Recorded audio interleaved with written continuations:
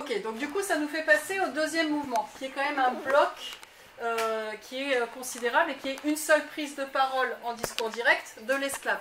En quoi est-ce qu'à l'époque, ça peut être, on l'avait déjà un peu dit je crois, en quoi est-ce qu'à l'époque de Voltaire, hein, et on est même vraiment avant Olympe de Gouges, avant la Révolution, ça peut être marquant de laisser cette prise de parole à l'esclave, puisqu'on a dit le nègre. Autant de lignes données à un esclave dans un texte, oui. Oui, c'est lui donner la liberté de parole et de le faire entendre en tant qu'homme qui va dire je et qui va raconter son histoire. Mais donc forcément, c'est quelque chose qui est fait dans la fiction pour Candide, par Voltaire, pardon, dans cette œuvre Candide, mais qui est très inédit. On ne donne pas d'habitude la parole aux esclaves. Les esclaves, sur le plan légal, ce sont des objets. Donc on ne donne pas la parole à un objet. Or là, le bloc de discours direct va particulièrement être déjà un outil argumentatif que Voltaire donne dans ce long combat contre l'esclavage. Alors si on rentre dans le détail, oui monsieur, dit le nègre, c'est l'usage. Première phrase. Exactement. La brièveté de la réponse, même si après on va avoir un développement, parce que l'esclave il comprend bien que l'autre ne comprend pas en face de lui. Mais la première réponse avec seulement c'est l'usage aussi bref, avec le présentatif, d'accord, le C apostrophe et le verbe être, derrière on appelle ça un présentatif parce que c'est le pronom démonstratif plus le verbe être. Donc le présentatif de c'est l'usage, pour dire c'est comme ça, c'est pas autrement, c'est une fatalité, point. Donc la brièveté, le présentatif, laisse penser que à aucun moment l'esclave ne remet en cause la société, ne remet en cause les habitudes. La ponctuation c'est un point, c'est pas un point d'exclamation. Donc il met pas d'émotion du tout là-dedans, il le prend comme un fait. Et donc c'est un fait, mais ce côté presque froid dans cette réponse-là, pour nous c'est choquant. Parce qu'effectivement on aurait envie que l'esclave s'insurge, mais comme s'il y avait une forme de fatalité dans cette première réponse, voilà, je vais vous énoncer des faits, c'est comme ça que le monde fonctionne. Mais donc il y a quelque chose qui est un peu glaçant, il n'y a même plus de révolte. D'accord ? L'absence de révolte, en fait, dit qu'il y a quelque chose qu'on a annihilé dans cet être. S'il n'a plus envie de se révolter, s'il n'a plus envie de se battre contre sa condition, s'il l'accepte comme un fait, c'est que malheureusement il y a quelque chose qui s'est définitivement perdu. Ensuite, on a un long passage qui fonctionne un peu sur un même principe, donc je le lis tout d'un coup et on essaye d'analyser des choses qui vont se développer ensemble. On nous donne un caleçon de toile pour tout vêtement 2 fois l'année. Quand nous travaillons aux sucreries et que la meule nous attrape le doigt, on nous coupe la main. Quand nous voulons nous enfuir, on nous coupe la jambe. Je me suis trouvée dans les 2 cas. Pour justifier l'état qui correspond donc au portrait. Hein. On reprend le caleçon, on reprend le problème de la mutilation. Si on jette un œil sur les pronoms, alors il y a le nous. Qui c'est nous? Et donc effectivement, nous, qu'on retrouve beaucoup et qui représente les esclaves. Quel est l'intérêt pour l'esclave de ne pas dire je, mais de dire nous? Ok, c'est-à-dire que c'est l'usage pour tous les esclaves et pas seulement pour un esclave unique. Il est en train de parler de tout le système esclavagiste où on va reproduire sur un nous, la catégorie des esclaves, exactement les mêmes choses. C'est-à-dire c'est pas parce que lui personnellement, il n'a qu'un caleçon de toile. C'est l'ensemble des esclaves. Donc plutôt que pour se rendre fort, c'est plutôt pour montrer à quel point la soumission elle est répandue, elle est généralisée dans un système qui est le système esclavagiste. D'accord? Donc ce nous. Du coup, qui est l'autre pronom? Alors il y a le jeu effectivement à la fin, c'est-à-dire qu'à un moment, il va quand même revenir à son histoire personnelle ici. Mais on voit que le jeu, en fait, pour arriver à dire je, ça ne vient qu'après tous les nous. Avant d'arriver à parler de lui, en fait, il faut qu'il parle d'abord de tout le système et du fait que lui, je, il est au bout d'une chaîne d'un système. Mais c'est intéressant que le je n'apparaisse qu'à la fin, je suis d'accord. Mais tout de suite, encore dans ces phrases-là, quel est l'autre pronom? On. Alors, c'est reparti du début, on a on qui est là. On, ça représente qui? Les maîtres. Mais à nouveau, quel est le principe? Alors déjà, il n'y en a pas qu'un parce qu'avec le on, ça permet de démultiplier, d'accord? Qu'est-ce que ça donne d'autre comme impression, ce on, avec cette dimension? On est d'accord que on, c'est un pronom indéfini qui tend à une forme de généralité. Pourquoi est-ce qu'on veut tendre encore à une généralité par rapport à ce qu'on a dit déjà avant? Oui, comme si c'était l'usage, toujours cette idée, c'est tout un système, toute une généralité qui fonctionne comme ça. Donc le fait que là, on met les esclaves au pluriel et qu'ils s'incluent dedans, et que là, pour les mettre, on donne le pronom le plus général qu'on a dans la langue, ça donne vraiment cette idée d'un vaste système organisé de cette manière-là. Si on regarde encore plus précisément sur les pronoms, qui est sujet des propositions principales, qui est sujet des propositions subordonnées. Donc effectivement, ça dit tout de suite quelque chose. Si on ne peut être sujet que dans les subordonnés, on est dans une position de soumission aussi. C'est-à-dire que l'autre pronom, dans ce cas-là, il devient pronom COD, pronom objet. Donc on nous donne, qui fait l'action? Les maîtres font l'action sur les esclaves qui se retrouvent en position de COD. Parce que là, je suis dans une proposition qui est indépendante. D'accord? La première, elle est indépendante, il y a un seul verbe, ce n'est pas une phrase complexe. Ensuite, je rentre dans ma phrase complexe.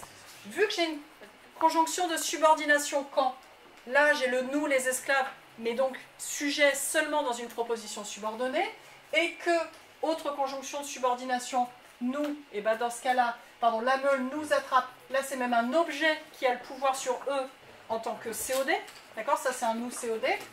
On, c'est les maîtres qui sont sujets de la proposition principale et qui font une action sur COD, nous, coupe la main, d'accord.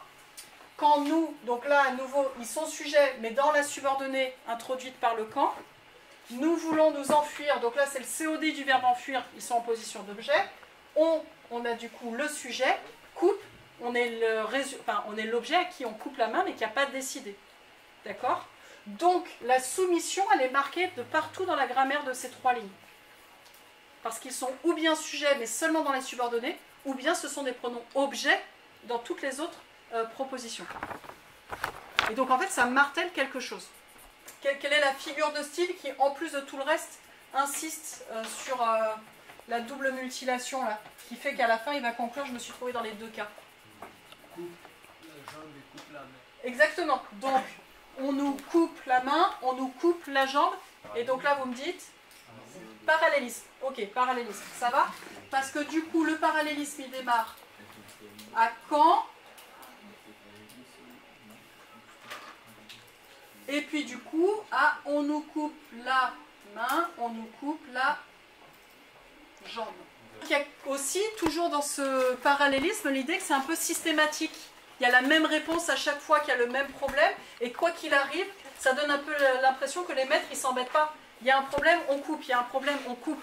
Le côté un peu systématique dans ce système de l'esclavage. Ok? Est-ce que tout le monde se représente ce que c'est l'histoire des sucreries et de la meule? On est d'accord que ça veut dire qu'on est sur de la canne à sucre. Donc, on avait un système avec un espèce de grand... je suis nulle en dessin, mais on ne se moque pas. Hein, c'est pour se faire des représentations quand même.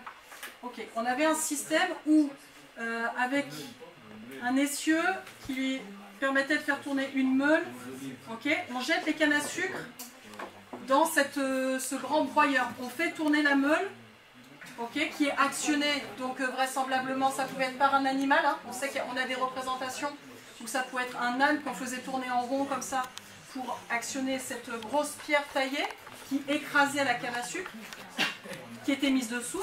Et donc la canne à sucre, au bout d'un moment, ça permettait de faire le jus qu'on allait récupérer pour faire cristalliser le sucre. On est d'accord sur le procédé de fabrication du sucre? Ok, ne me demandez pas en chimie, là je n'ai pas le niveau. Ok. Mais donc, ça fait qu'on fait tourner cette meule. Donc si on met la canne à sucre, elle ne va pas venir là sans rien. Et la canne à sucre, une fois qu'elle a été pressée, les déchets de tige, il faut les enlever. Donc comment est-ce que notre esclave se fait prendre effectivement la main sous la meule? C'est parce que vraisemblablement on est sur cette action de ils mettent de la canne, ils réenlèvent les déchets de canne. Ok? Donc ça veut dire qu'à un moment la main est passée dessous. Comment est-ce qu'on peut expliquer rationnellement qu'un esclave mette sa main sous la meule? Alors peut-être parce qu'il prend des risques effectivement. Pourquoi est-ce qu'il prend des risques? Parce qu'il est obligé. On est d'accord. Ça veut dire que vraisemblablement on avait quelqu'un qui surveillait le phénomène. On est d'accord que vous avez tous vu ces images où on pouvait les fouetter s'ils n'allaient pas assez vite, fouetter s'ils n'étaient pas assez efficaces, mettre une pression quoi qu'il arrive. Ou alors parce qu'on est sur un accident du travail, on les fait travailler 14 heures, 15 heures, 16 heures par jour, et en fait avec la fatigue et l'inattention, on va mettre sa main dessous. Donc il y a plusieurs hypothèses, mais c'est-à-dire que comment est-ce qu'on explique un accident de ce type-là? C'est parce que le système fait que l'esclave il est poussé à bout dans quelque chose où on ne se soucie pas de ses conditions de travail. Ça va là-dessus? Pourquoi est-ce qu'on coupe la main? Parce que du coup, il dit, quand la meule nous attrape le doigt, Pas que ça soit censé être fait. exactement, pour éviter tous les soins qui pourraient avoir lieu si ça devait gangréner. Parce qu'après un écrasement, il faudrait des soins vraiment attentifs pour que ça gangrène pas et qu'on ne soit pas avec une septicémie et donc tous les problèmes qui s'ensuivent. Le plus simple, on coupe beaucoup plus haut, clac, on cautérise avec un petit peu un fer chaud, etc. C'est réglé, ça évite l'infection. Et il lui reste une main pour travailler à votre esclave. Ça, c'est pratique. D'accord? C'est de l'ironie, hein, au cas où c'était pas clair. Bien, donc effectivement, c'est-à-dire qu'il est en train de traiter d'une réalité de, par facilité, les maîtres optaient pour la mutilation. Quoi d'autre? Alors la jambe, très bonne question. Quand nous voulons nous enfuir, on nous coupe la jambe. Là, on n'est pas sur la même chose. Quand on coupe dans ce cas-là, c'est quoi par rapport à... C'est une punition. Effectivement, c'est une punition. Et ce qui est intéressant, c'est que cette punition, elle relève d'un texte de loi. Il existe, depuis le XVIIe siècle, un texte qu'on appelle le Code noir, qui a été édicté par Colbert, père et fils, d'accord? Un texte qui régit l'esclavage et qui dit que les maîtres ont le droit à un certain nombre de sévices à un esclave qui s'échappe de la plantation une fois. S'il est repris, il lui arrivera ça. S'il s'échappe 2 fois, on monte dans la gamme des punitions, s'il s'échappe, et ainsi de suite, jusqu'à la mise à mort. Mais donc, c'est-à-dire que la mutilation, pour faire peur, généralement, hein, on rassemble tous les esclaves pour bien couper ça devant tout le monde, histoire de bien choquer l'ensemble des esclaves de la plantation. Mais donc, cette punition, effectivement, elle est prévue par un cadre légal. Et c'est ça aussi que Voltaire a certainement lu pour dire c'est pas possible d'accepter ce type de punition qui va jusqu'à la mutilation. Ça va? Donc ça a l'air de rien ces 3 lignes, mais ça dénonce vraiment tout un système et même la légalisation qu'il pouvait y avoir dans ces punitions-là. Et c'est là qu'on arrive à l'une des phrases les plus célèbres de Voltaire, qui a été souvent reprise. C'est à ce prix que vous mangez du sucre en Europe. Pourquoi est-ce que c'est percutant? Pourquoi est-ce que c'est efficace?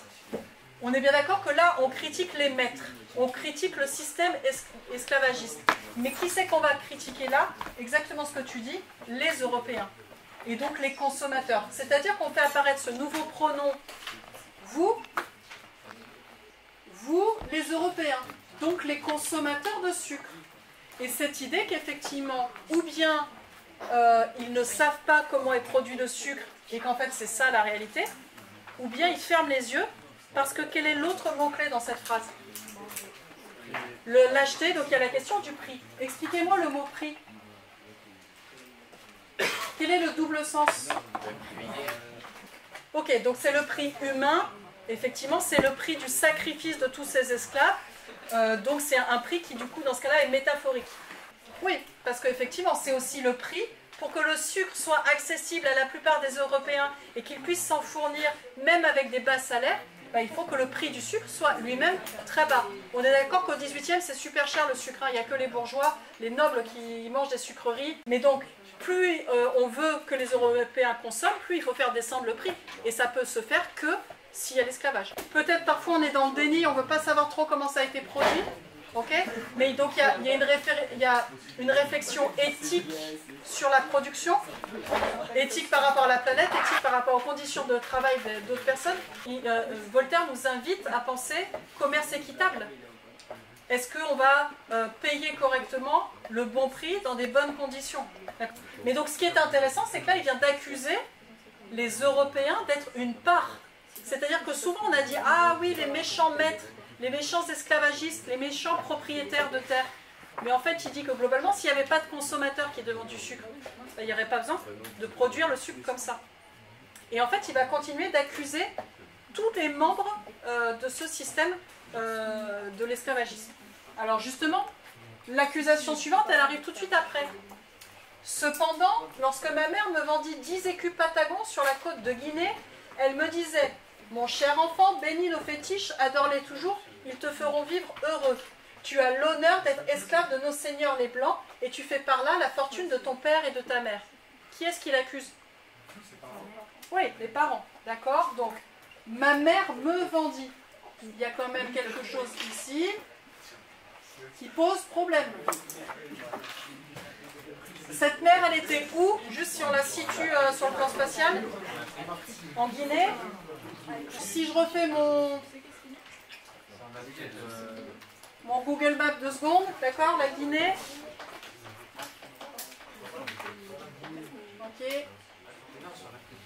Donc Guinée, c'est là. Vous voyez qu'effectivement, avec un petit coup de bâton, on est tout de suite au Suriname. Hein.